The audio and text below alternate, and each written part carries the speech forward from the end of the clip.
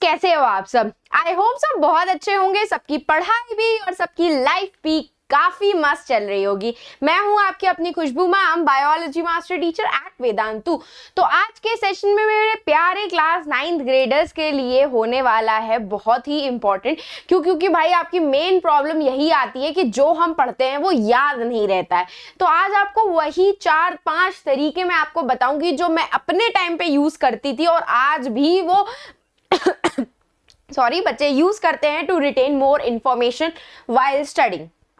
चलो तो बिना टाइम वेस्ट करे हम स्टार्ट करते हैं अपने सेशन को कि भाई एग्जैक्टली आपको करना क्या होता है, कौन कौन से रूल्स को आपको फॉलो करना पड़ता है just to retain all those things which you learn, हो चाहे बायो हो चाहे एसएसटी हो। क्योंकि मेनली भाई बायो और एसएसटी में हमको बहुत सारा रटना पड़ता है, केमिस्ट्री में भी रटना होता है, लेकिन बहुत सारी चीजें उसमें इक्वेशन से रिलेटेड होती हैं जो आपको इन जनरल प्रैक्टिस करते हो तो आ जाती है। लेकिन बायो और एसएसटी एक ऐसा सब्जेक्ट हो जाता है ना, इंग्लिश भी, जिसमें लिखना भी बहुत पड़ता है और भाई साहब याद भी बहुत करना पड़ता है। हिस्ट्री सिविक्स ज्योग्राफी की तो बात ही अलग थी और बायो भी किसी से कम नहीं है। इतना रटना पड़ता है कि हमको लगता है कि हम ही रट्टू होता है।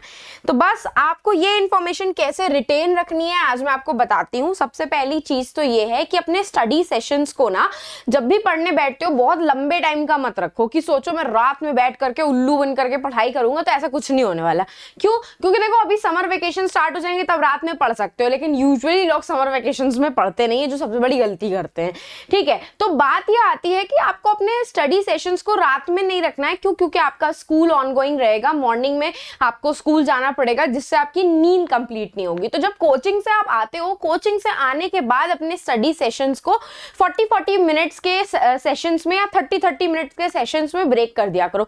आप लोगों ने गेस किया, कभी ध्यान दिया कि आपके स्कूल में जो एक पीरियड होता है आपका वो 35 या 40 मिनट्स का ही क्यों होता है? क्योंकि ये साइंटिफिकली प्रूवन है, लॉजिकल है कि आपका जो ब्रेन है ना वो मैक्स टू मैक्स 40 मिनट्स तक कंसंट्रेट कर सकता है किसी भी एक पर्टिकुलर चीज पे।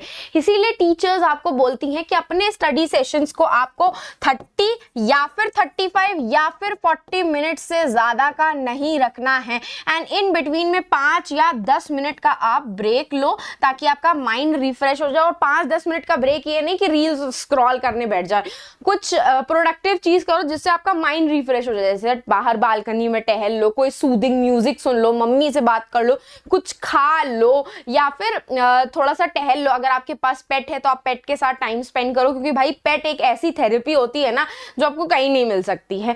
तो बस ये याद रखना है कि अपने स्टडी सेशंस को आपको 30, 35 या 40 मिनट्स के बीच में ही रखना है। इन बिटवीन में आपको ब्रेक्स जरूर ले लें, इससे आपका माइंड बहुत अच्छे से काम करेगा और जो भी चीज आप लर्न कर रहे हो वो आपको याद रहेंगी। ठीक है, नेक्स्ट मैं आपसे यही बोलूंगी कि जो भी चीज लर्न करने बैठते हो या जो भी चीज स्कूल में पढ़ करके आते हो, खुद से उसके नोट्स जरूर लिखा करो।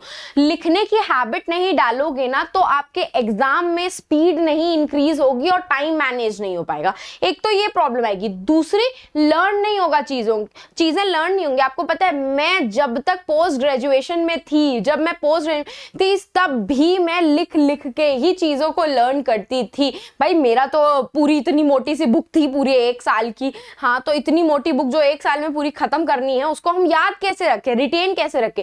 तो रिटेन रखने के लिए मैं उसको लिख करके प्रैक्टिस करती थी, अपने खुद के प्रॉपर नोट्स बनाती थी। तो जब नोट्स आप रेगुलरली बनाने लगोगे, उस चीज को लिख करके लर्न करने लगोगे ना, अपने आप ही लर्न हो जाएंगी चीजें। और एक गलती जो आप करते हो ना यूजुअली वो ये है कि सपोज करो आप स्कूल में पढ़ करके आए हो बायो का सबसे फर्स्ट चैप्टर, ठीक है, और घर पे आपके पास टाइम था आधे घंटे का, मैक्स 15 मिनट 20 मिनट का टाइम था आपके पास, लेकिन आपने क्या किया, उस टाइम को वेस्ट कर दिया और रीडिंग नहीं करी उस चैप्टर की। देखो स्कूल से जब पढ़ करके आते हो या जब मैं भी आपको पढ़ाती हूँ तो उस चैप्टर को आप खुद से भी रीड किया करो, क्योंकि इससे आपकी जो इन्फॉर्मेशन स्कूल में बताई गई है या मैंने बताई है वो रिटेन रहेगी और समझ में आएगा कि जो इन्फॉर्मेशन मैंने आपको एक्सप्लेन करी थी वो सच में आपको समझ में आई है कि नहीं आई है। आपको कोई डाउट्स तो नहीं आ रहे पर्टिकुलरली, तो ये डाउट्स आपके ऑन द स्पॉट क्लियर हो सकते हैं अपने टीचर से क्लैरिफिकेशंस मांग करके। और ना मल्टीपल तरीकों से लर्न क्या करो, जैसे कुछ बच्चों को ना लिख करके लर्न होता है, कुछ बच्चों को 3-4 बार लर्न होता है, कुछ बच्चों को क्या होता है कि लिख करके लर्न कर लिया, उसके बाद रिवीजन चाहिए होता है, तो मल्टीपल वेज निकालो लर्निंग के। उन मल्टीपल वेज में एक तो लर्निंग की टेक्निक ये हो गई कि आप लिख करके कर रहे हो, लेकिन वो बहुत लंबा टाइम लेता है। और दूसरा ये हो जाता है कि चीज़ों को लर्न करने के लिए आप निमोनिक्स का यूज़ करो। क्या करो? निमोनिक्स का यूज़ करो। जैसे कि सेल थ्योरी में आपने निमोनिक्स बना लिए कोई, और या फिर आपने एसएसटी में डेट्स लर्न करने के लिए निमोनिक्स बना लिए। डेट्स को लर्न करने का सबसे अच्छा तरीका क्या होता है ना, उनका इवेंट, जो भी इवेंट वो हो रहा है और उसके सामने उसकी डेट ऐसे टैब्यूलेट फॉर्म में लिख लोगे ना, तो आप उनको कंपेयर करके लर्न कर सकते हो। इससे क्या होगा, आपको ईजिली लर्न हो जाएंगी और माइंड में ना एक पिक्चर छप जाती है, हमारी एक मेमोरी डेवलप हो जाती है कि मैंने हाँ ये टैबुलेट फॉर्मेट बनाया था, 1839 में ये इवेंट हुआ था, 1860 में ये इवेंट हुआ था, तो आपको पूरी टेबल जो है माइंड में छप जाएगी अगर आप डेट्स को या फिर इंपॉर्टेंट इवेंट्स को टैबुलेट फॉर्म में कन्वर्ट करके लर्न करने का ट्राई करोगे।